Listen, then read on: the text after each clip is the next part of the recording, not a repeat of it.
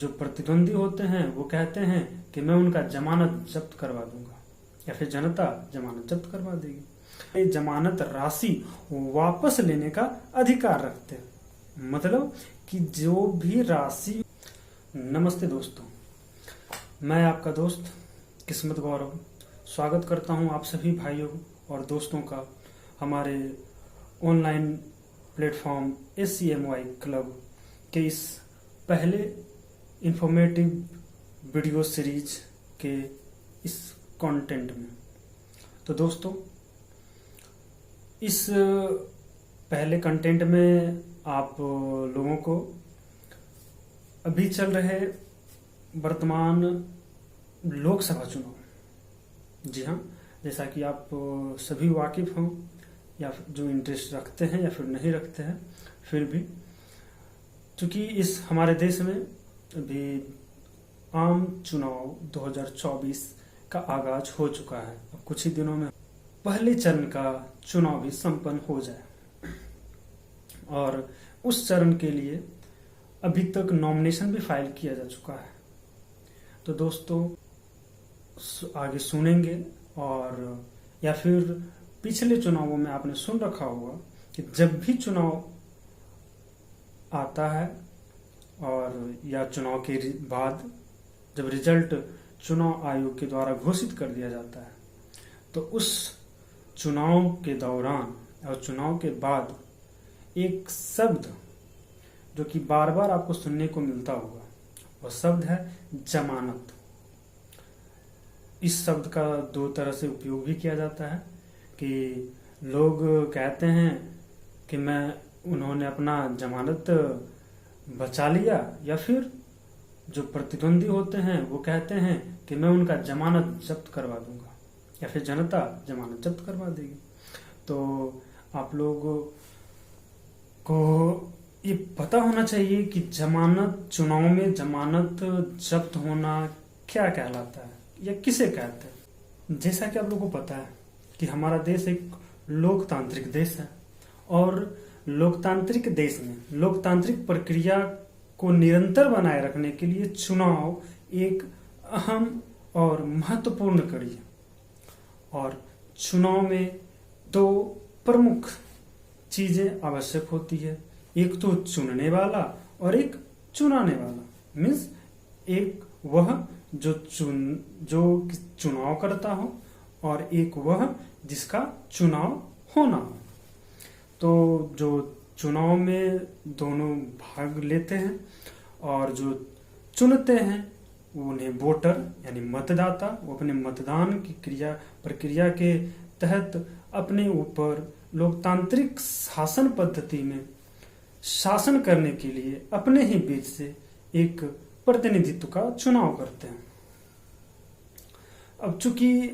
लोकतांत्रिक प्रक्रिया में संविधान के नियमों के अनुसार जितने भी वैध मतदाता जिनका नाम वोटर लिस्ट में वैसे नागरिक जिनका नाम वोटर लिस्ट में है और वह तय चुनाव विभिन्न स्तर के चुनावों में तय किए गए जो कुछ उम्र है और उसकी कुछ जरूरी एक मापदंड है उसको पूरा करता है, तो वह हर एक नागरिक चुनाव लड़ने का और चुनाव में मतदान करने का अधिकार रखता है। तो इस हिसाब से चुनावी प्रक्रिया में कोई भी भाग ले सकता है और ऐसा होता भी था कि जो भी कैंडिडेट चुनाव और होता भी है आसपास में कि जब चुनाव आते हैं तो बहुत सारे लोग अपने आप मतलब वोट में आ जाते हैं, चुनाव में आ जाते हैं। तो अब सोचने वाली बात है कि अगर एक तय सीमा से ज्यादा अगर कैंडिडेट किसी चुनाव में आ जाएंगे तो उस चीज को हैंडल करने के लिए, उस परिस्थिति को संभालने के लिए चुनाव आयोग के पास उतनी व्यवस्था होनी चाहिए। तो इस परेशानी से बचने के लिए ही जो एक तरह से इंटरेस्टेड, जो उसके लिए काम करने वाले उम्मीदवार होते हैं, जो समाज के लिए काम करते हैं, लोगों के लिए काम, आम जनता के लिए काम करते हैं, वैसे लोगों को चुनावी प्रक्रिया में भाग लेने के लिए एक कुछ रकम तय कर दिया जाता है कि जैसे कोई किसी चीज में फी होती है कि आप अगर ये काम करने जा रहे हैं तो आपको ये फी देना होगा। तो चुनाव लड़ने के लिए जो फी चुनाव आयोग विभिन्न चुनावों जैसे कि पंचायत चुनाव, फिर विधानसभा चुनाव और लोकसभा चुनाव, राष्ट्रपति उपराष्ट्रपति का चुनाव, तो उन सारे चुनावों में भाग लेने के लिए एक राशि तय कर दी गई है जिसे जमानत राशि कहा जाता है। अब वो अलग मुद्दा है कि इन अलग अलग पदों के लिए अलग अलग राशि भी है। जैसे कि अगर आप पंचायत स्तर पे जाते हो तो आपको पता होगा, जो भी गांव के लोग उसमें भाग लेते हैं, तो जो सबसे नीचे का पोस्ट होता है उसमें 250, फिर ऊपर का कुछ 500, 1500, इस तरह से उनका चार्ज होता है, जमानत राशि होती है। उसी तरह से जब आप विधानसभा का चुनाव लड़ते हो तो उसमें 10,000 रुपये जनरल के लिए, और उसी तरह से लोकसभा का चुनाव लड़ते हो तो 25,000 रुपये की राशि जमानत राशि होती है। फिर जब आप राष्ट्रपति या उपराष्ट्रपति का चुनाव लड़ते हैं तो उसमें 15,000 रुपये की जमानत राशि चुनाव आयोग के द्वारा जमा कराई जाती, ताकि कोई भी लोग जो कि इस चुनाव को लड़ने के काबिल नहीं है वो कम से कम छट जाए। अब हम बात करेंगे कि जमानत राशि जब्त क्यों होती है या जब्त कैसे होती है। तो इस प्रक्रिया को समझने के लिए जब हम चुनाव में ये देखते हैं कि जब चुनाव आयोग के द्वारा नॉमिनेशन करवा लिया जाता है और उनका जो नॉमिनेशन पेपर होता है उनकी जांच करके समीक्षा कर करके उसको जब सेलेक्ट कर लिया जाता है तो उनका चुनाव होता है। और जिस दिन हम लोग मतदान करते हैं उसके बाद रिजल्ट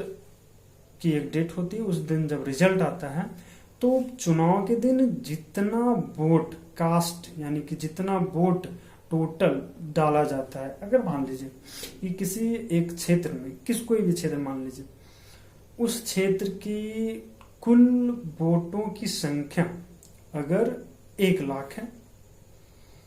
1 लाख है, और चलिए 1 लाख नहीं, मैं उसको 2 लाख रखता हूँ। अगर किसी भी क्षेत्र की कुल वोटों की संख्या 2 लाख है और 50% पोल होती है, 1 लाख वोट पोल की जाती है, तो उस 1 लाख में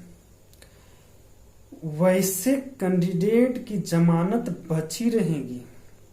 जो कि उस 1 लाख का 1/6 हिस्सा, मतलब 1 लाख का 6वां हिस्सा, 1 लाख का 6वां मीन्स 16.66%, मतलब 16,666 के आसपास वोट जो व्यक्ति लाएगा उनकी जमानत बची रहेगी। मतलब कि नॉमिनेशन फॉर्म यानी अपना नाम चुनाव की उम्मीदवारी के लिए जब भरते हैं उस समय जो जमानत राशि जमा की गई थी, अगर उन्होंने 1/6 यानी कि 1 लाख वोटों का 6वां भाग उन्होंने अगर प्राप्त कर लिया है तो वह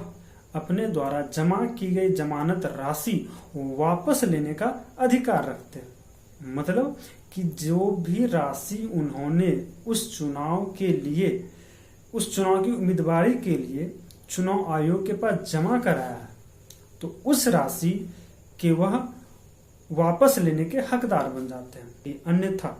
जो 16,666 से कम वोट लाएगा उसकी जमानत जब्त कर ली जाएगी, मतलब वह इलेक्शन कमीशन के खाते में जमा हो जाएगा।